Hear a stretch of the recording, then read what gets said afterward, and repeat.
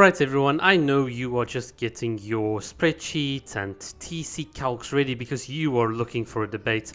Unfortunately for you, the real endgame in Genshin Impact is locked behind using Zhongli, and you can't use Neuvillette for this purpose.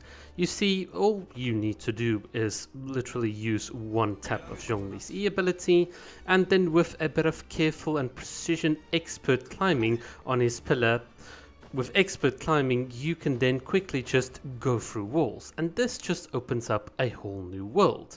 Now, you might say, well, hey, Neuvillette and Abyss and Farina, Shalone and Kazuha, we've heard it all, but unfortunately, the Spiral Abyss is not enough. Now, in the past, you used to be able to play with a dragon, like Neuvillette, as you can see here on screen. However, this playstyle and role-playing in the overworld and allowing you to actually enjoy the character has been taken away from Hoyo because they don't really want you to have fun or skins or any other kind of cool things. So you are left stuck trying to reset 5,000 times in the Abyss, but with what I've shown you with Zhongli, you can instead float amongst the stars and take unique pictures. And this is the point of today's video, really.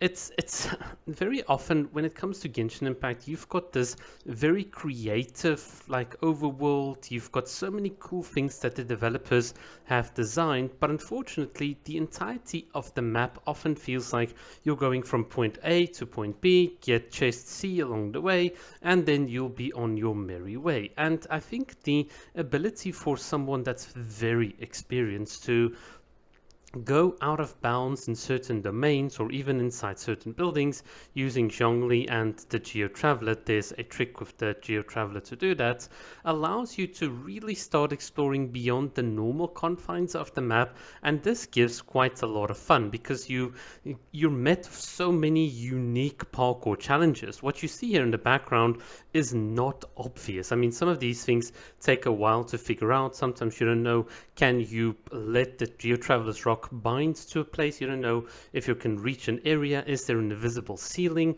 How have the developers sealed it off? There's so many cool things to explore, and I think fundamentally, if you're like me and you love taking pictures with different characters in different scenarios and scenes, then this is the type of content which is very, very like suitable, because eventually once you reach, let's say, the top of a domain, or you break out using the Zhongli tech or the Traveler tech, which I've shown in the past as well, then you can really start getting a sense of how the game was constructed, how the rest of the overworld looks, and then you can do some creative things. Use Farina's elemental burst with Kokomi's elemental burst against a beautiful rare scene like or background or sky drop and take a gorgeous picture. Or you can do some really creative stuff like place a portable stove inside these La Senora boss fight domain on the top of a ceiling, then use the Geo Traveler and then place a Geo Rock on top of the stove in mid-air and then break through the ceiling. There's so many unique ways of playing Genshin Impact that I would really challenge people that are just into the numbers and the theory crafting to understand that there is a whole world, there's a whole game beyond just the numbers and stuff. There's so many cool things that you can get out of it, and it's one of those things that I think Hoyo themselves don't do a proper or like a good job at trying to sell you or give you like insights into the world. Imagine you had weekly videos where the developers go on and they'll explain, hey, in 3.1 this is how we designed this desert kind of map, this is the kind of philosophies behind what we want to achieve and so on, and we've heard players wanted some infinite combat or more parkour, we're going to redesign it, etc, etc. Something of live communication and then using your overworld would be so cool. But in any case, that's just me dreaming. Hoyo is a corporate company and they don't like people being creative and taking Kokomi pictures against unique backdrop, because that might just, hopefully you didn't see that. Don't tell Hoyo about that little. Okay. All right. So yeah, getting back to the topic, I love exploring out of bounds, especially in the limited time domain. So for instance, let's say you do Chaska's tribal quest or Mualani's, I think is a good one. Then you get off, very often you'll get taken into a special domain, and exploring out of bounds just gives you more content than the 10 minutes worth of, oh, I'm going to explore the domain, I'm going to finish up, and then that is the end of it. And I'm going to now move on to playing another game because I'm incredibly bored and some mean guy called Gacha Smack said that Hoyo is too lazy because they can't animate things, and okay, I think you guys kind of know exactly where this is going.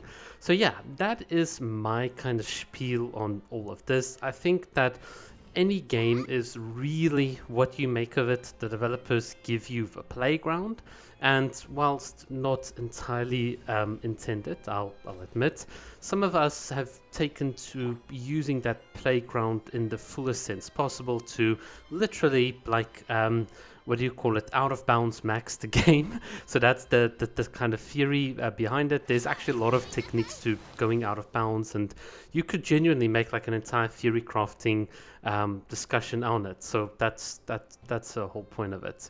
In any case, that's what I've got to say for today's video. If you want to buy into the type of things that we do, stay tuned because we'll cover these types of things on the channel. But other than that, yeah, there's so many cool tricks in Genshin, and you really owe it up to yourself to do a bit of research and just go and enjoy it for what it is. Alright guys, thank you so much for watching. Keep well.